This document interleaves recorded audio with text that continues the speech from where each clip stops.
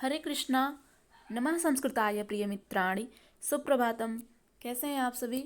आशा करती हूँ एकदम स्वस्थ होंगे और मेरी यही प्रार्थना भी है कि सभी लोग स्वस्थ रहें और प्रसन्नचित्त रहें, क्योंकि हमारे संस्कृत में एक श्लोक है, सर्वे भवन्तु सुखिनः, सर्वे सन्तु निरामया, सर्वे भद्राणि पश्यन्तु, माँ कश्चित् दुर्भाग् भवेत्। तो चलिए आज हम लोग अपने पाठ का प्रारंभ करते हैं। गीता के छठे अध्याय का 11वां श्लोक और 12वां श्लोक आज हम लोग पढ़ेंगे। इसके पूर्व हम लोग 10 श्लोकों तक अध्ययन कर लिए थे, जिसमें हमने जाना था कि जिनका मन और इंद्रिय तथा शरीर वश में रहता है और जो पुरुष आशा रहित होकर संग्रह रहित योगी अकेला ही एकांत स्थान में स्थित होकर आत्मा को निरंतर परमात्मा में लगावें। तो यहाँ तक हमने पढ़ लिया था। अब अगले श्लोक की तरफ बढ़ते हैं। अगला श्लोक है इस प्रकार से, इसका वाचन करिए मेरे साथ। शुचौ देशे प्रतिष्ठाप्य स्थिरमासनमात्मनः, नात्युच्छ्रितं नातिनीचं चैलाजिनकुशोत्तरम्। अर्थात सर्वप्रथम इसके शब्दार्थ को देखेंगे, उसके बाद इसकी व्याख्या को। तो शुचौ देशे, शुचि का अर्थ होता है पवित्र। शुचौ देशे यानी देशे का अर्थ होता है देश, वो जो देश प्रदेश जहाँ पर भी लोग स्थित रहते हैं, जैसे जहाँ पर भी आप सब हैं और जहाँ पर हम हैं, तो वहाँ की जो भूमि है उसे देश कहते हैं, देश के नाम से जाना जाता है। तो इसमें देशे लगा है तो भूमि में इसका अर्थ होगा। तो शुचौ देशे, शुद्ध भूमि में, पवित्र भूमि में, प्रतिष्ठाप्य यानी स्थित करके, स्थिरम आसनम आत्मानः, स्थिरम यानी स्थिर है, आसनम यानी आसन, आत्मनः यानी अपना,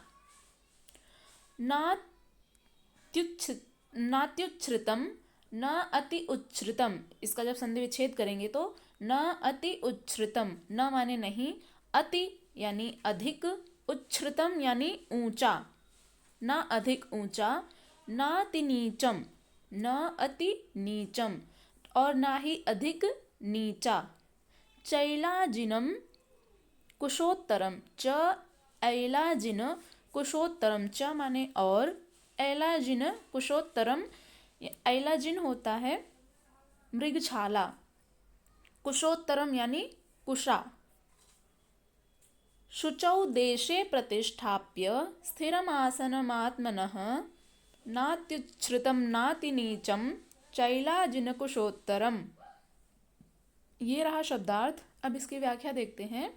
श्री भगवान अर्जुन से कहते हैं, अब हमने पिछले श्लोक में पढ़ा था कि जैसे योग की प्रक्रिया जब प्रारंभ होती है तो योग किस आसन में बैठ करके करना चाहिए, तो ऐसा प्रश्न उठा था। तो हमने कहा था कि अगले श्लोक में जानेंगे। तो इस श्लोक में श्री भगवान अर्जुन से बतलाते हैं कि योग किस आसन में बैठकर किया जाना चाहिए। तो शुचौ देशे यानी जो भूमि हो, जहाँ पर भी आप अपना आसन लगाने वाले हैं, वो भूमि पवित्र हो, शुद्ध हो। तो शुद्ध भूमि में जिसके ऊपर क्रमशः अब क्या क्या बिछा रहेगा, जिस आसन पर आप योगस्थ होने वाले हैं, ध्यान लगाने वाले हैं, तो वो किस प्रकार से होगा। तो क्रमशः पहले नीचे कुशा बिछा करके, फिर मृगछाला और वस्त्र बिछाकर, जो बहुत अधिक ना तो ऊंचा हो और ना ही बहुत अधिक नीचा, ऐसे अपने आसन को स्थिर स्थापन करें। तो जो आसन हो हमारा, या जो भी योगी रहते हैं उनका आसन कैसा रहता है, वहाँ का जो वातावरण, वहाँ की जो भूमि रहती है वो पवित्र शुद्ध भूमि रहती है। ऐसे शुद्ध भूमि में जिसके ऊपर, उस भूमि पर क्रमशः सबसे पहले कुशा बिछाते हैं, उसके बाद मृगशाला, उसके बाद वस्त्र बिछाते हैं, जो कि ना अधिक बहुत ऊंचा रहता है और ना ही बहुत अधिक नीचा रहता है, यानी समतल रहता है। तो ऐसे अपने आसन को स्थिर स्थापन करके, अब यहाँ पर डैश दिया हुआ है, ये जो डैश है ना, इसका अर्थ ये हुआ कि अब अगले श्लोक में इसको जोड़ेंगे, यानी कि 11वां और 12वां जो श्लोक है वो दोनों एक दूसरे से संबंधित है, तो एक दूसरे से जुड़ा हुआ है इनका जो अर्थ है वह, तो इसलिए यहाँ पर डैश दिया हुआ है। अगले श्लोक में जब बढ़ेंगे तो उसको पढ़ लेंगे। तो सबसे पहले इसका सरल व्याख्या करते हैं एक बार। श्री भगवान अर्जुन से कहते हैं कि शुद्ध भूमि में कुशा, मृगछाल अथवा इससे भी उत्तरोत्तर, यानी उत्तरोत्तर का अर्थ होता है यहाँ पर जो दिया हुआ है ना, कुशोत्तरम यानी उत्तरोत्तर, इससे भी अधिक उत्तम यानी रेशमी ऊनी वस्त्र, तख्त इत्यादि कुछ भी बिछाकर अपने आसन को न अधिक ऊंचा और न अधिक नीचा स्थिर स्थापित करें। शुद्ध भूमि का तात्पर्य उसे झाड़ने, बुहारने, सफाई करने से है। तो जमीन पर कुछ बिछा लेना चाहिए, चाहे मृगछाल हो या चटाई अथवा कोई भी वस्त्र हो या तख्त, जो भी उपलब्ध हो। तो आसन हिलने डुलने वाला ना हो, यानी जमीन पर बिछा होना चाहिए, इसीलिए कहे हैं शुचौ देशे, यानी शुद्ध भूमि में। तो ना जमीन से बहुत अधिक ऊंचा हो और ना एकदम नीचा हो।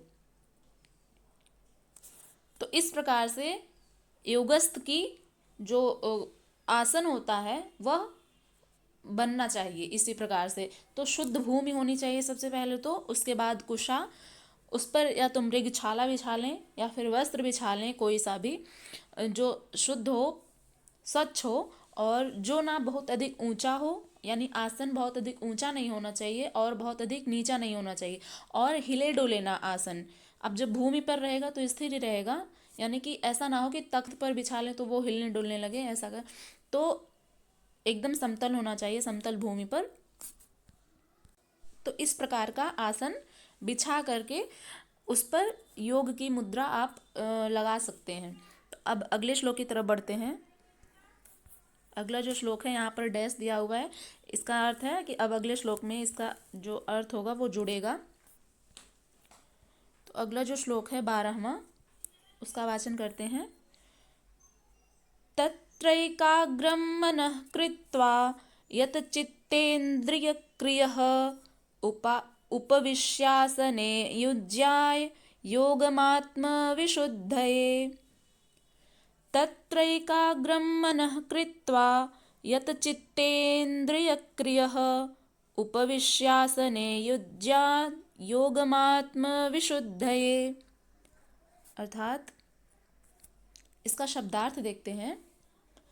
तत्र एकाग्रम मनः कृत्वा, तत्र यानी उस, एकाग्रम मनः यानी उस समय, एकाग्रम मनः अपने मन को एकाग्र, कृत्वा यानी करके, यत चित्तेन्द्रिय क्रियः, यत माने जिनकी, चित्त इंद्रिय क्रियः यानी इंद्रिय क्रिय यानी कि इंद्रियों की क्रियाओं को और चित्त को वश में रखते हुए, उपविश्यासने, उपविश्य यानी बैठकर, आसने यानी आसन पर, युंजाय योगम आत्मविशुद्धये, युंजाय यानी अभ्यास करें, योगम योग का, आत्मविशुद्धये यानी अंतःकरण की शुद्धि के लिए।